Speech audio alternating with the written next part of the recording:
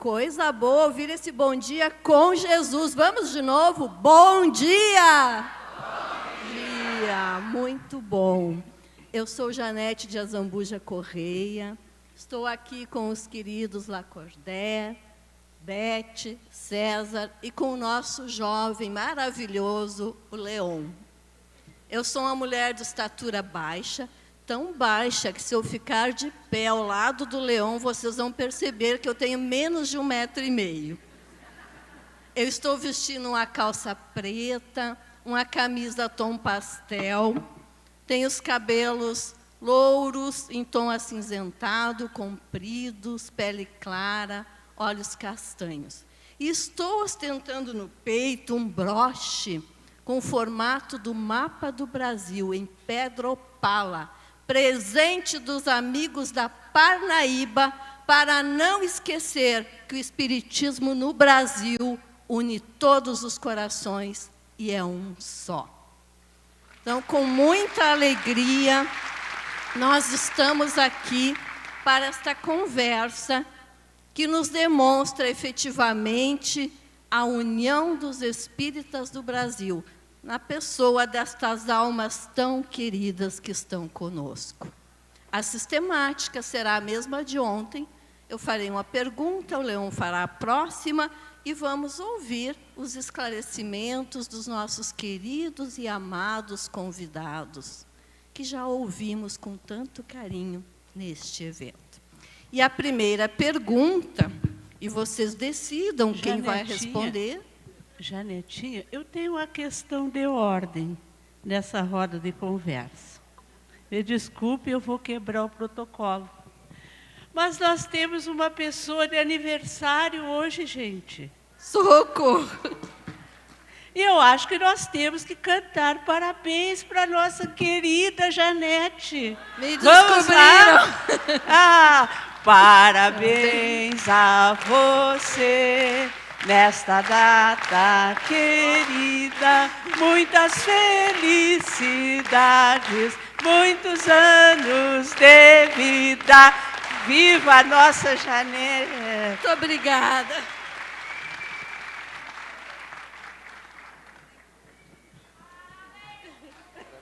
Parabéns, saúde, felicidade, que tu colha sempre, todo dia, paz e alegria na lavoura da amizade.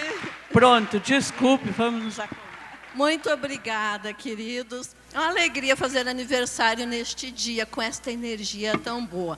Mas vamos às perguntas. E eu vou passar para a Beth em primeiro lugar agora, pela referência. Com base, vamos colocar o óculos aqui, que facilita, 54 anos, a visão começa a baixar. Graças a Deus, 54.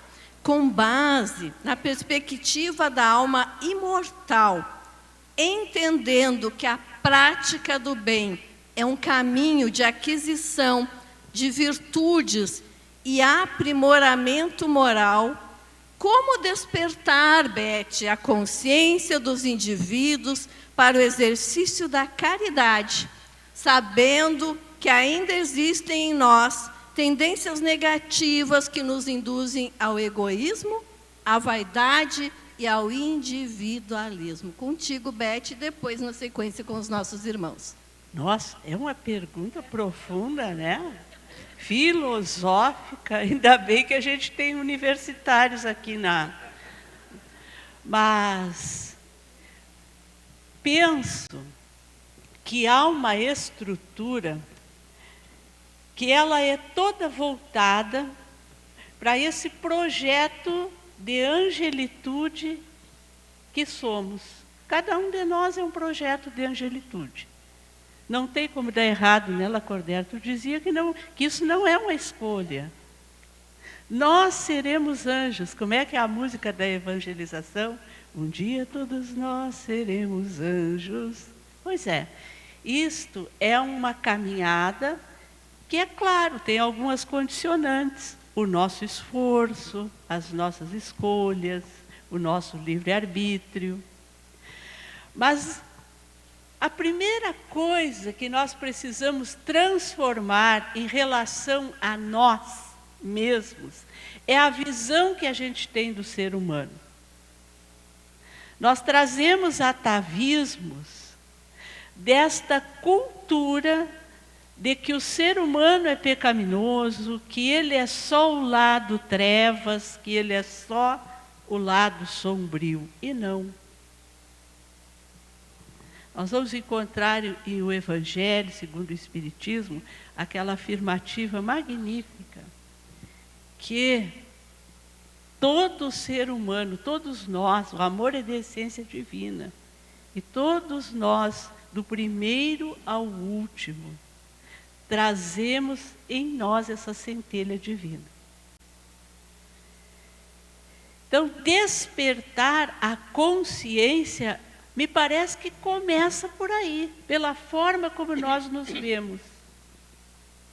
Entender que eu não sou como é que disse a companheira, sua burra, sua atrapalhada, sua...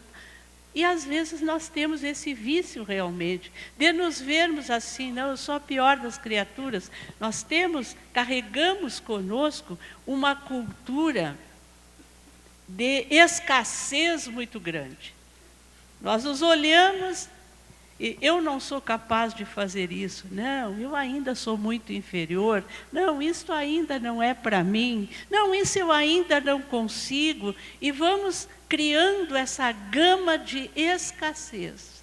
Eu acho que despertar a consciência, é claro que tem muitos outros aspectos que com mais propriedade o César, o Lacordaire vão abordar, mas primeiro desperte para quem você é, para as potencialidades que você traz, para as capacidades que temos em sementeira, porque somos criaturas divinas e temos esta essência divina em nós para desabrochar.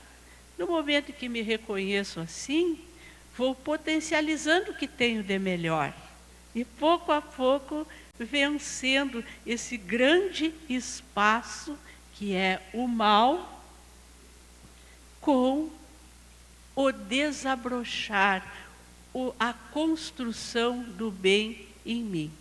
Parece que para início de conversa a gente pode ir pensando por aí.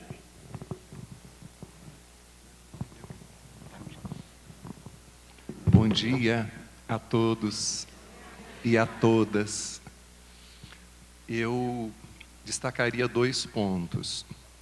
O primeiro, me parece que o nosso conceito, a nossa definição de bem, ela está muito atrelada a uma visão teológica, a uma visão religiosa.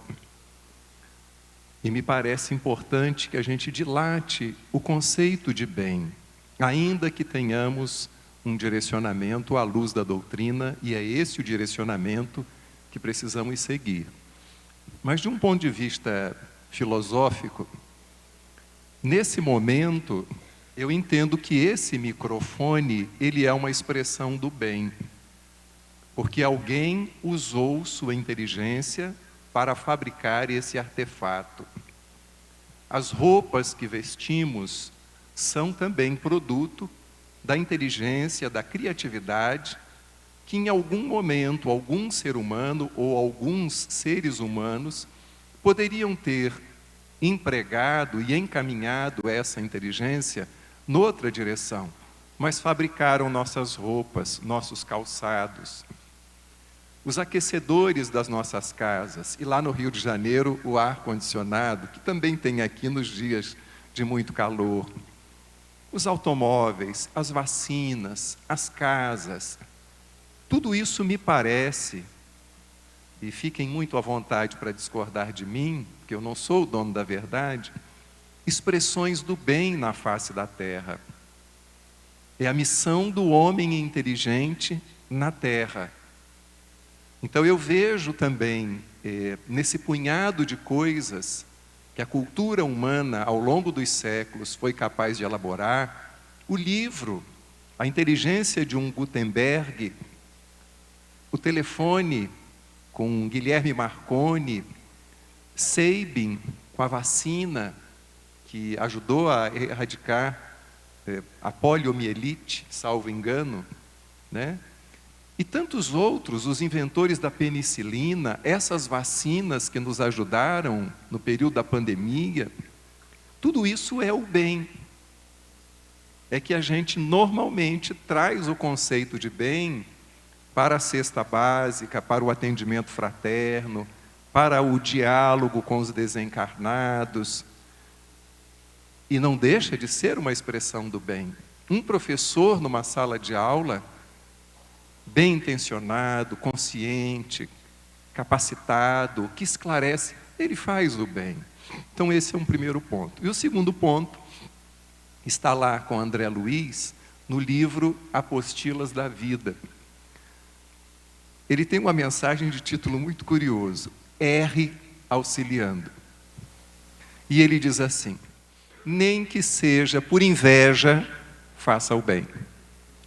Nem que seja por desfastio, por ambição, por despeito, faça o bem.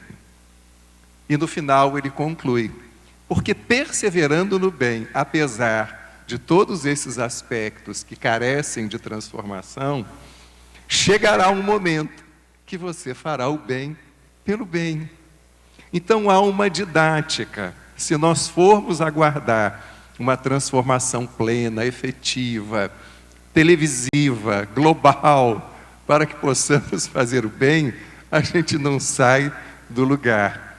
E Joana de Ângeles, fechando aqui o meu primeiro comentário, diz no livro Jesus e a Atualidade, que a proposta do Cristo junto a nós, num primeiro momento, a curto e médio prazo, é de humanização, e a longo prazo, de angelização.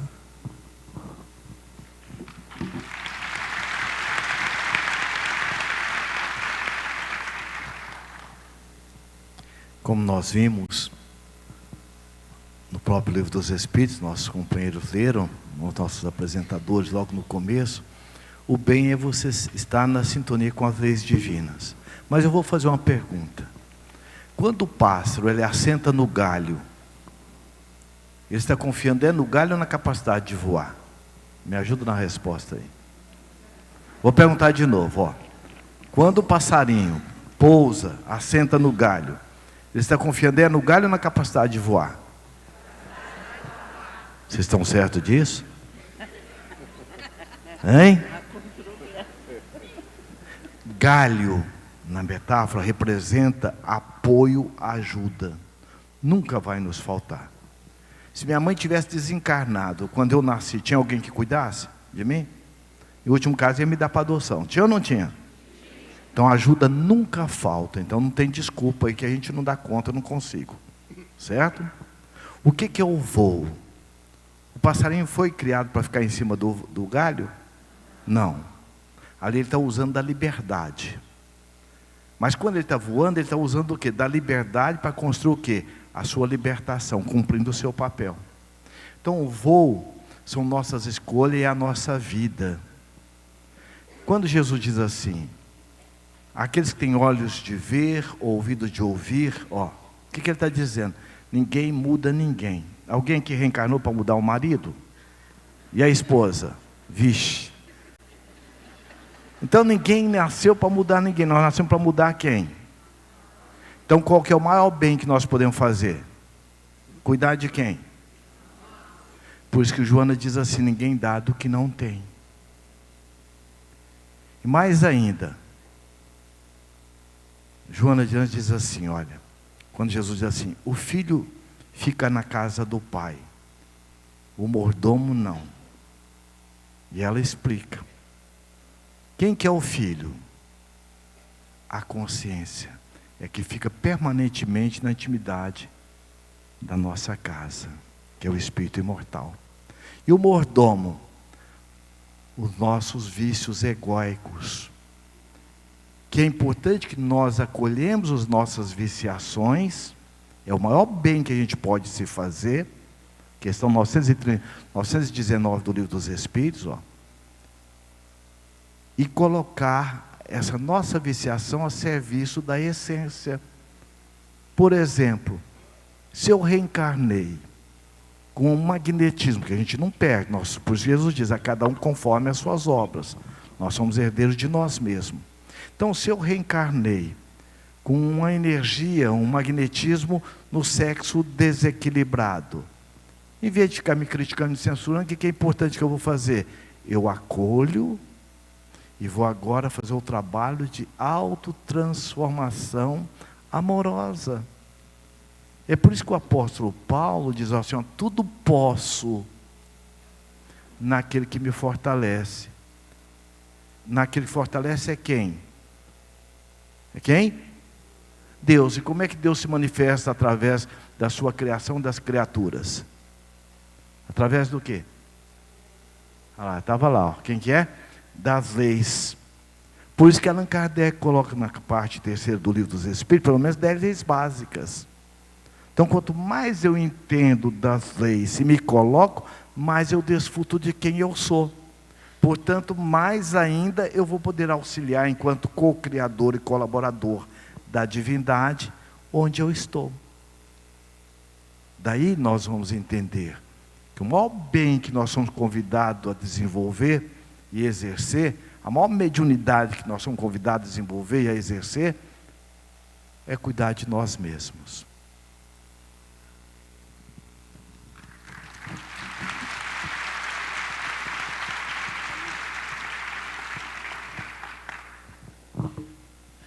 Senhoras, senhores, aos irmãos encarnados, desencarnados, presentes e online, muito bom dia a todos.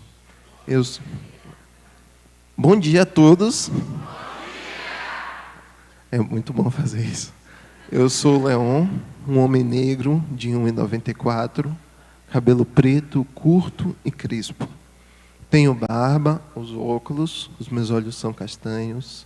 E hoje, no último dia do 13º Congresso Espírita, eu também visto a minha camiseta de cor preta.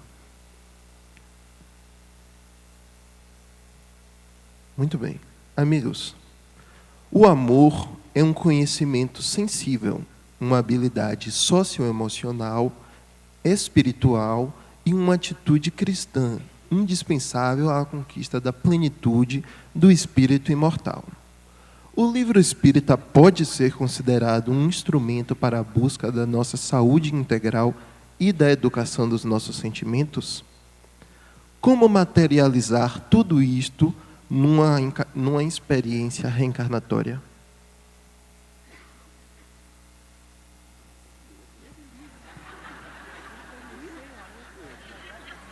À direita. Eu disse para ela, você é a mulher do livro. Dos livros. Sim. O livro espírita, ele é, por excelência, esse nosso grande companheiro. Os livros espíritas são verdadeiros mapas que nos ajudam a encontrar esse tesouro que se encontra emboscado dentro da nossa própria alma, dentro do nosso próprio coração, como disse e vem dizendo muito bem o nosso irmão Lacordaire. É diferente. Eu gosto de ler livros não espíritas também. E me recordo que Allan Kardec, quando sugere a criação, lá no tempo dele, na época dele, de uma biblioteca espírita, não havia ainda uma literatura espírita significativa. Então ele sugere inúmeras obras. Não sei se ele viesse a sugerir nos dias de hoje, provavelmente outras indicações ele daria. Então, quando eu leio uma obra não espírita, eu tenho vibratoriamente percepções diferentes.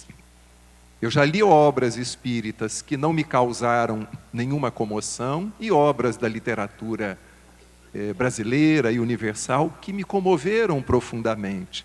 E o contrário também.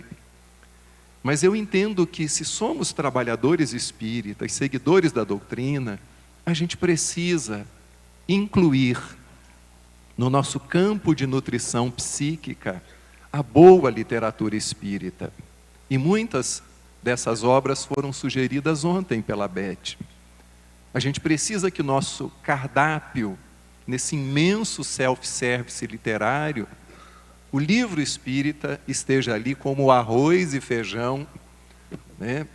Se você gosta de arroz e feijão, se estivéssemos no Nordeste, como seu baião de dois, se na Bahia estivéssemos como seu acarajé, seu sarapatel, seu caruru, aqui no Sul também o seu churrasco, para os que não são vegetarianos, tem que estar como parte integrante indispensável da nossa nutrição espiritual. Agora, como reunir tudo isso numa reencarnação? O que eu penso é o seguinte: a gente precisa também rever os indicadores, Leon, de progresso, de avanço, de evolução, porque parece que se nós não sairmos daqui com um par de asas e uma auréola na cabeça, a nossa reencarnação está fracassada. Mas se a gente conseguir sair daqui se amando um pouquinho mais, como diz Lacordaire, a gente já terá dado um passo importantíssimo. E para a gente se amar, a gente precisa se aceitar. Eu tenho um amigo que, quando eu falo isso, ele briga comigo. Como se aceitar? O espírita se reconhece pelo combate às suas imperfeições. A gente tem que fazer uma releitura, uma ressignificação disso. Porque alguém que viva num combate incessante consigo, num litígio permanente, vai adoecer. A aceitação é um conceito dinâmico. Não é inércia, não é cruzar os braços, não é a gente se paralisar, mas é a gente se aceitar com as sombras que nós possuímos, com as imperfeições, como eu preciso aceitar que a louça está na pia e ela precisa ser lavada, que o cesto de roupa está sujo e eu preciso pôr na máquina, que a roupa já está lavada e seca no varal e alguém tem que recolher. Isso é aceitar. Aceitar que eu chego morto de fome em casa e não tem nada preparado e eu vou encontrar as sobras que estão na geladeira. E reunindo essas sobras, eu vou fazer uma excelente refeição, porque é o que eu tenho para hoje. Então, aceitar é não litigar, é não brigar com quem somos. E esse já me parece um passo essencial para a gente se amar e aproveitar bem a nossa reencarnação.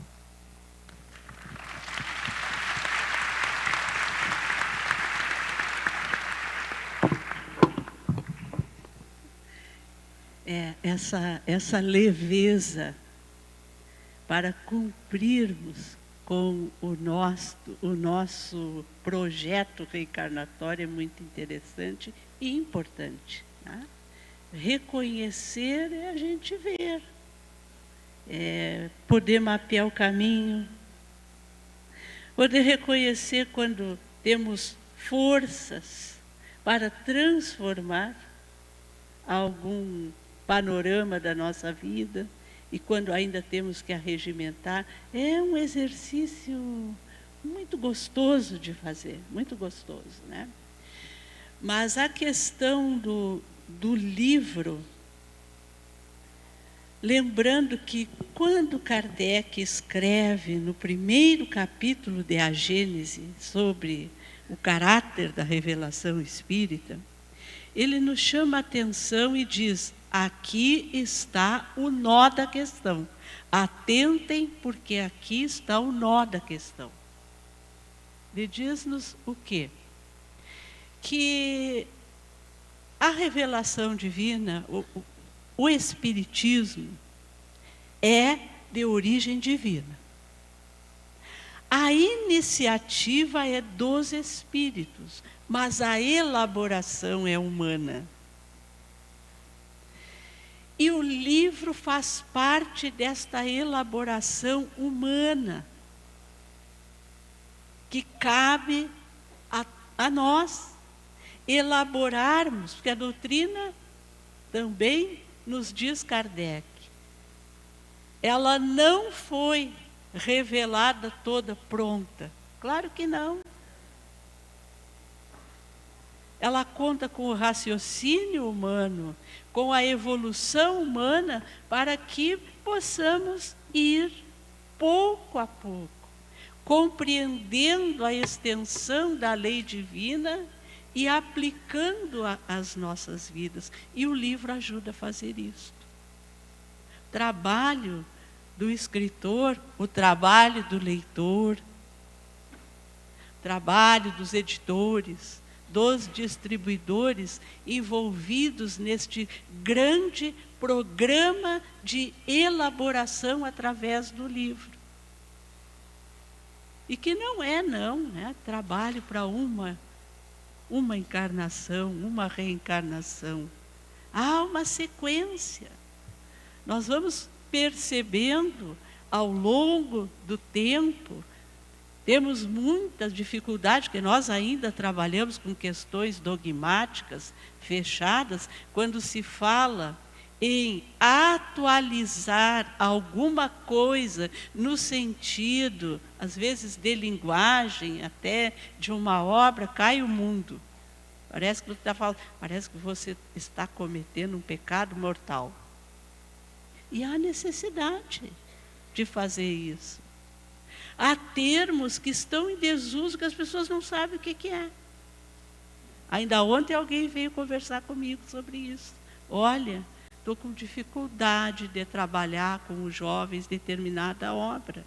Bom, então, vamos decodificar um pouco melhor, compreender, sem fazer alterações, adulterações, seja lá qual for o termo. Então, não é trabalho para uma única vida, mas é um trabalho na sequência, porque essa elaboração, ela é, assim como nós somos imortais, e vamos percebendo que às vezes a gente quer falar de coisas que a gente não tem como entender. O que é a perfeição? A gente tem um conceito, mas a gente não sabe o que é. Não chegamos lá. O que é a felicidade? Nós sabemos o que é a felicidade relativa, que nós experimentamos. Mas aquela felicidade plena, que advém do desenvolvimento de todas as virtudes, nós não sabemos o que é.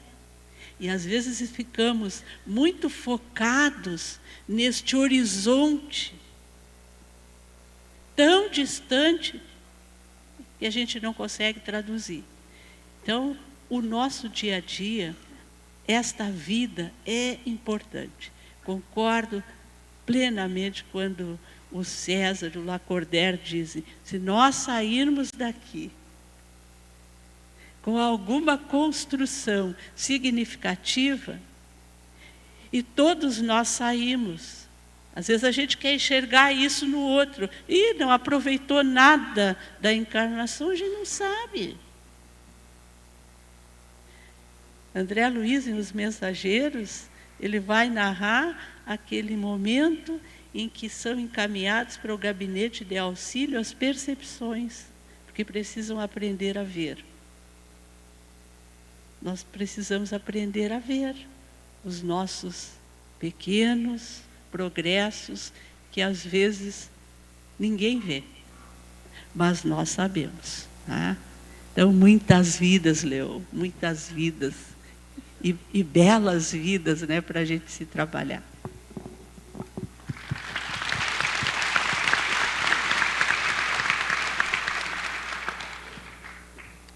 Minha avó dizia assim, olha, menino vai arrumar alguma coisa que fazer, cabeça vazia de menino, é?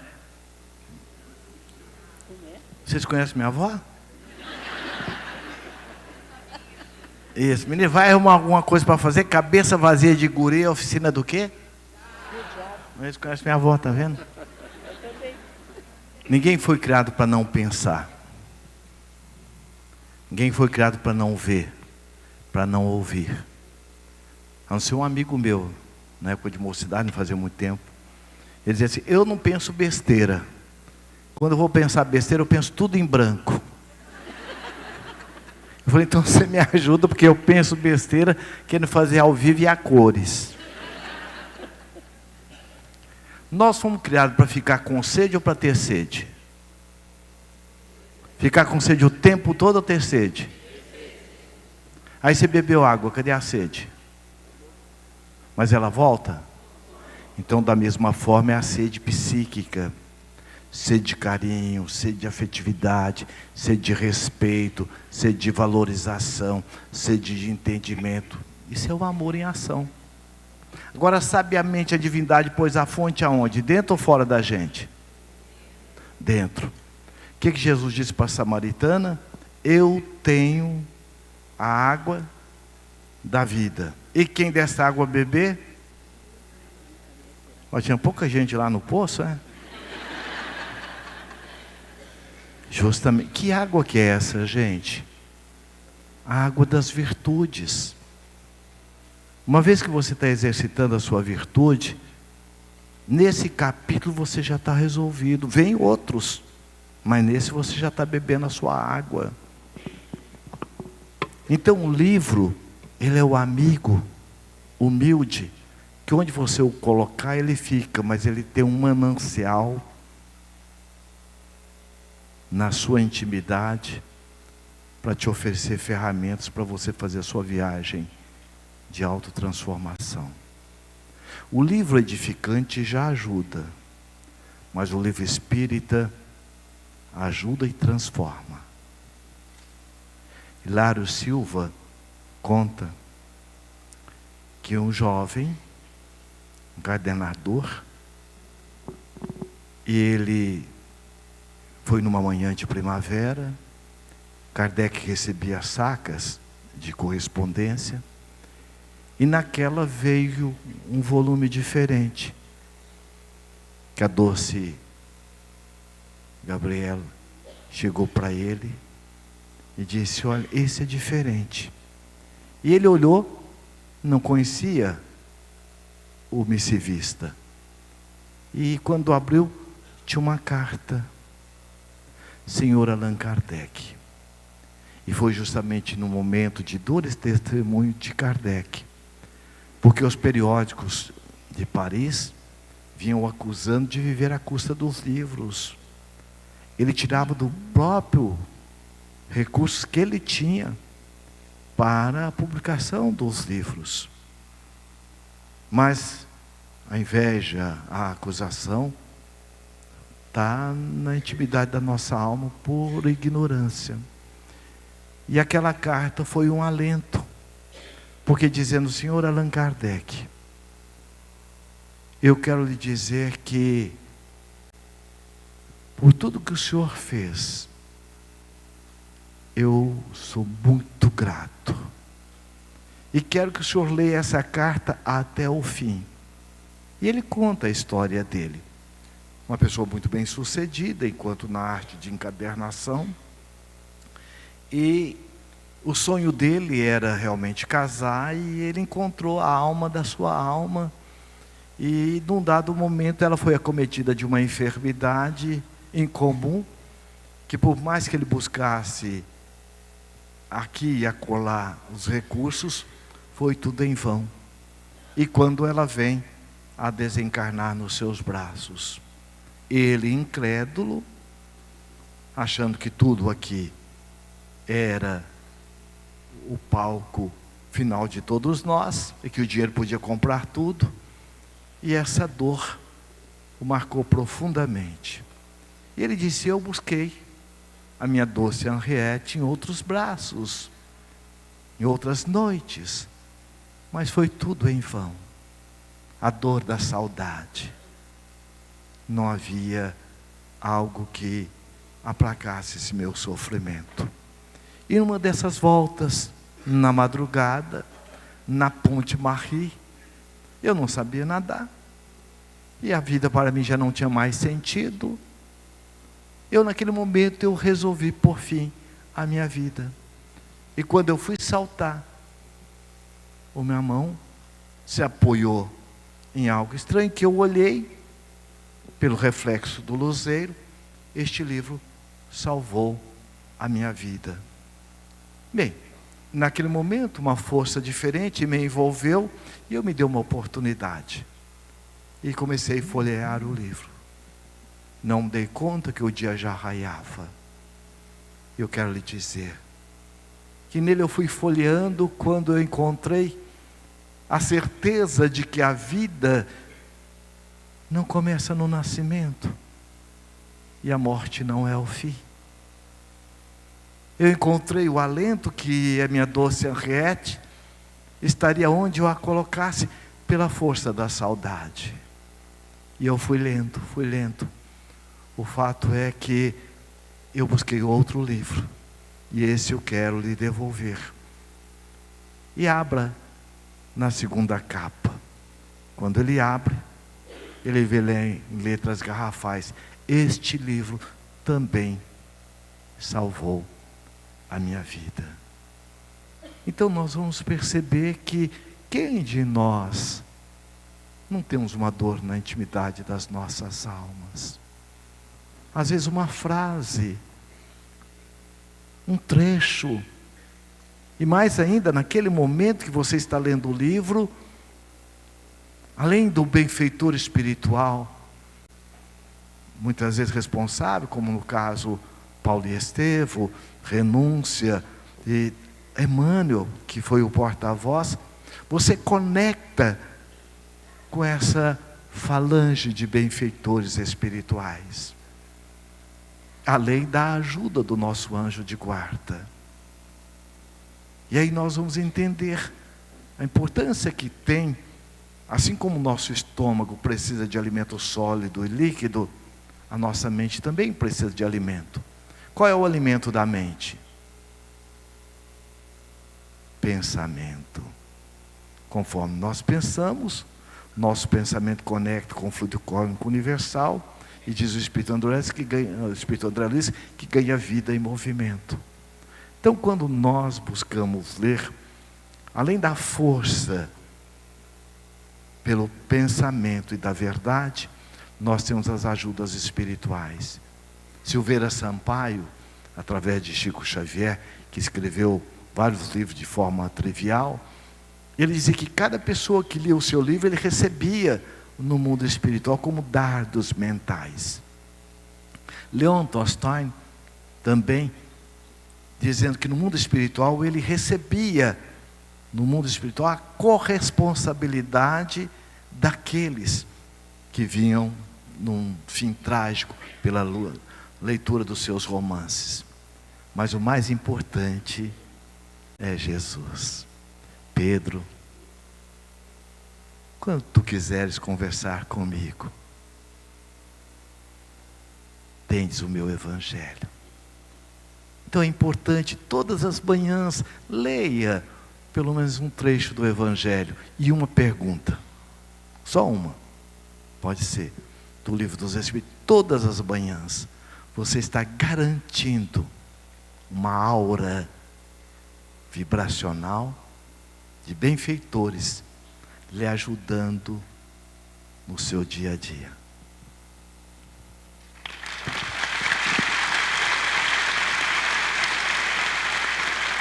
Que maravilha. Uma pergunta: quem aqui tem o Evangelho segundo o Espiritismo? Quem não tem o Evangelho segundo o Espiritismo, me prometa, como presente de aniversário, não sair daqui sem adquirir o Evangelho segundo o Espiritismo. E fazer o Evangelho no lar.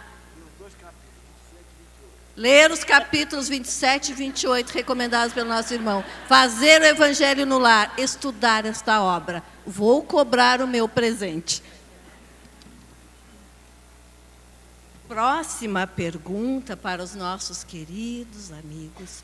Considerando os ensinamentos de Allan Kardec sobre a justiça divina e a felicidade futura, como podemos compreender o papel do bem e da caridade como caminhos para a verdadeira felicidade, tanto individual quanto coletiva, à luz das leis morais apresentadas em O Livro dos Espíritos? Lacordaire quer começar? Muito bem. Quando o pássaro assenta no galho, ele está confiando no galho ou na capacidade de voar? Gravaram bem? Galho é o quê? Ajuda, apoio. E o voo é o quê? Minhas escolhas e a minha vida. Sua esposa é galho ou é voo na sua vida? Olha lá, hein? Cuidado. É o quê? Hein? Aliás, nós fomos fazer, eu, Antônio e a Lia, um seminário. Então, aí um companheiro, a esposa falou assim, não, ele é meu galho. Aí a hora que chegou a vez dele, falou, não, ela é meu tronco. Lembra? Então, porque o voo é de cada um. Ninguém muda ninguém. Isso é ilusão de controle. Não é verdade? Gibran, Khalil Gibran diz assim, ninguém é de... Vocês já leram esse livro também? Isso, olha aí. Então, o grande salto quantitativo e qualitativo na nossa vida é não querer ser de ninguém e ter a certeza que ninguém também é seu. Somos viajores, parceiros de viagem. Está aí, ó, impermanência. Não é verdade? Então, a justiça maior está em eu seguir as leis. Amar o próximo. Então, qual que é a referência? Somos nós mesmos. Não é isso? Lia, você usa desodorante para quem? Para ela, tá vendo? Agora não tem dela como ela impedir que o Antônio sinta o perfume dela. Ela não é. Então, o nosso perfume, do meu autocuidado, da minha autovalorização, do meu autorrespeito, vai envolver aqueles que gravitam em torno da minha vida. Porque diz o Espírito Joana de Anjos, ninguém dá do que não tem. E quem dá o que tem, está dando tudo. Então, para que nós possamos viver o bem, a justiça divina, é nós cuidarmos de nós mesmos. Eu pergunto qualquer um de nós aqui, nosso filho, nossa filha, qual seria a maior alegria que eles poderiam nos dar? Tornando-se pessoas. E se nós pudéssemos dar uma maior alegria para Deus, qual que seria? Ser uma pessoa feliz, me cuidando de mim. Faz sentido? Então, esse é o caminho, gente. Por isso que Jesus coloca com toda certeza. Primeiro, ó, fazei ao próximo o que gostaria que fosse feito a ti, amar o próximo como a si mesmo. Mas aí ele aumenta um degrau, ele aumenta um nível. Ele diz assim, amai-vos uns aos outros como eu. Aí a referência quem que é? Já não é mais somente nós, é ele. Ele censurava, ele criticava. No olhar dele, aquela mulher carente afetivamente, quem que era? Uma prostituta? Ele falou, sua perdida? Era. Ou ele tinha um olhar de uma irmã, uma futura dirigente de uma galáxia? Ela não era o que ela estava fazendo. Ela é um espírito luz, momentaneamente, num momento de dificuldade por ignorância. Essa é a maior justiça que a gente faz com a gente. Nossa Beth colocou muito bem. Às vezes nós confundimos quem nós somos com o que eu faço, com o que eu tenho, com o que eu estou. O que eu faço eu posso mudar. Por isso que o apóstolo Paulo, logo depois de dizer, tudo posso naquilo que me fortalece, que são as leis, ele diz assim, já não sou eu mais quem vivo, e sim, o Cristo que vive em mim. É a maior justiça.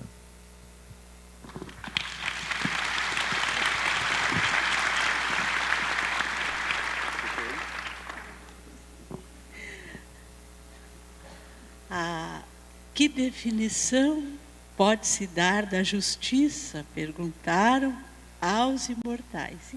E eles responderam, a justiça consiste em que respeitemos o direito de cada um. E essa estrutura, como Allan Kardec vai nos dizer na obra O Céu e o Inferno, tanto para o homem perverso quanto para o homem de bem, o que determina isso são as relações sociais.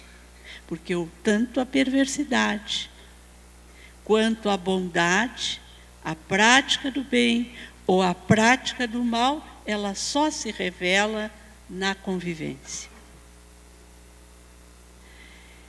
E é a convivência, esta obrigatoriedade do nosso trânsito evolutivo, porque nós não evoluímos sem convivermos uns com os outros. E a lei divina, ela tem mecanismos, as leis morais, elas têm mecanismos que vão nos conduzindo para este processo de nos transformarmos em seres, como diz Joana, né? Lucigênitos, nós somos lucigênitos. Então, a luz que nós trazemos, ela vai brilhando. Eu achei extremamente significativa a definição que tu trouxeste do bem. E quanto bem há na humanidade? Quanto bem, porque a lei de progresso, ela é inexorável. Nós hoje somos melhores do que sempre fomos. O mundo nunca foi tão bom quanto ele é hoje. Depende para onde nós olharmos. Mas a lei de progresso, isso é muito importante. Nós que somos espíritas, que estudamos as leis morais, nós precisamos trazer para a nossa vivência. Nós estamos melhores hoje ou não? Sim, mas isso precisa se refletir nos nossos pensamentos, nas nossas avaliações da realidade. Precisamos compreender esse contexto, que é claro, tem aspectos que são afligentes, são aspectos desafiadores, que conclamam o nosso esforço. E é claro que nós sentimos muito mais hoje aquelas coisas, aqueles fatores de violência, aqueles fatores que estão em desacordo com a lei divina, porque a nossa sensibilidade também se apurou. Há poucos séculos, numa manhã de domingo como hoje, talvez nós estivéssemos em um largo qualquer de algum aldeamento, aplaudindo e assistindo uma execução. Um enforcamento, um guilhotinamento e aplaudindo. Hoje, isto seria para nós impensável. Estamos aqui, num congresso espírita, falando sobre a prática do bem, sobre a caridade, sobre a justiça. Então, nós evoluímos. O progresso se faz. E é só observarmos as relações que estamos vivendo hoje, a família que temos, as relações de trabalho, as relações sociais, as relações no movimento espírita, e entendermos que direitos nós temos que respeitar para sermos justos. E no esforço de exercitarmos esse respeito e vivermos estas relações, aplicando nelas aqueles conteúdos que temos estudado, lido, extraído das nossas obras espíritas genuínas, que nós vamos estabelecer, primeiro, naquilo que Jesus nos recomendou que buscássemos, no reino dos céus. E é claro que as luzes do reino, que vão pouco a pouco se acendendo em nós, também vão auxiliando a que a treva em torno vá pouco a pouco recuando. porque nada é mais forte, mais vigoroso do que o exemplo. E todos nós somos capazes de dar aos nossos pequeninos, às vezes insignificantes, mas valorosos exemplos.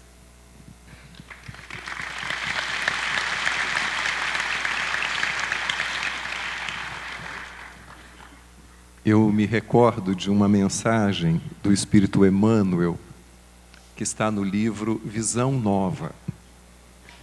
E essa mensagem me chamou muito a atenção, porque, embora tenhamos essa máxima, fora da caridade, vou fazer igual o Lacordaire agora, fora da caridade, isso, estou aprendendo. Emmanuel escreve a seguinte página: fora da boa vontade não há solução. Então, a boa vontade é também um degrau para chegarmos a esse sentido mais amplo e profundo de caridade. Boa vontade para oferecer um copo com água, para ceder a vez na condução, permitir que o motorista apressado, que tenha uma urgência, ou ele é estressado mesmo, ultrapasse o nosso automóvel, aguardar que uma pessoa, muitas vezes prolixa, termine sua fala para que possamos estabelecer a nossa. São passos importantes no desenvolvimento da boa vontade. E certamente, no exercício da boa vontade com vistas à caridade, às vezes lavar a louça, que não foi você quem sujou, quem usou, né, dentro de casa, passar uma vassoura nos cômodos, oferecer auxílio para o vizinho, ajudar o filho nos deveres escolares, nesses pequeninos atos cotidianos da vida doméstica, e mesmo dentro da casa espírita. Mas a gente vai viver muita ambiguidade. Eu tento tomar conta da minha própria ambiguidade, das minhas próprias contradições, no exercício dessa vera caridade. E uma vez, para concluir aqui o meu comentário, no Centro Espírita Leon Denis, lá no Rio de Janeiro, um centro que muitas vezes eu fui para fazer palestra, mas fui para tomar paz, para receber tratamento, porque todos nós que estamos aqui temos contradições, ambiguidades, e somos essa mistura de treva e de luz, buscando fazer com que um dia a luz do conhecimento, do bem e do amor prevaleça. Então lá uma amiga professora, vou dar o nome dela porque ela conta essa história, a professora Vera Sá. Ela conta que ela tinha acabado de dar passes, era uma reunião pública, e ela é evangelizadora, professora, muito dinâmica, e foi para o ponto do ônibus. E estava aguardando, provavelmente era o último ônibus. E o ônibus veio. E ela, junto de algumas pessoas, esticou o braço, pedindo para que o ônibus parasse. Só que o ônibus passou. E no que o ônibus passou, ela instintivamente disse: que você encontre um poste lá na frente. Só que numa fração de segundo ela olhou e ali tinham algumas pessoas que ela tinha dado passe. E ela emendou: mas que você consiga se desviar.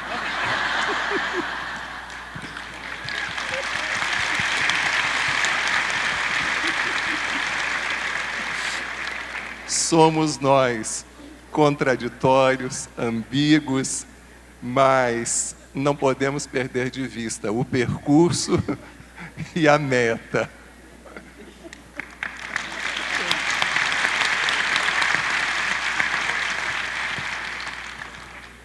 Muito bem, amados irmãos, já nos encaminhando para o final dessa proveitosa roda de conversa e tendo em mente tanto os aprendizados e reflexões que foram aqui auridos, me recordo de uma frase muito curiosa que um jovem me disse uma vez, quando estávamos tratando acerca da importância de cada encarnação aqui, é que nós temos uma verdadeira jornada pela frente. Ninguém consegue percorrer uma jornada com um único passo, mas sem um único passo, a jornada nem começa. Pois bem, gostaria de pedir dessa forma que vocês deem uma palavra, um conselho, uma inspiração, uma consideração final, por favor. Uma frase.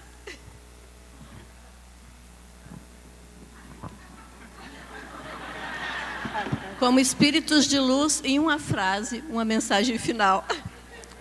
Que vigiemos e oremos sempre, disse Jesus.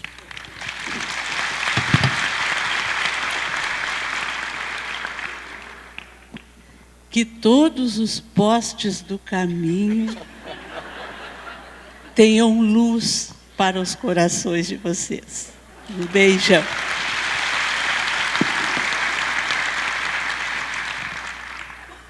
A vida é o grande presente de Deus para nós, mas o que nós fazemos da vida é o nosso grande presente para Ele.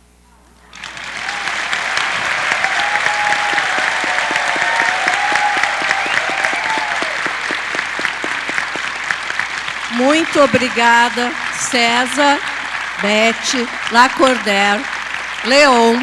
Muito obrigada a cada um de vocês por estarem aqui com tanto amor no coração. Porque o amor é valente, porque o amor faz o bem, como nos diz Francisco Spinelli. Com amor, sigamos, porque nós somos a Fergues. De novo, gente, nós somos a Fergues. Muito obrigada.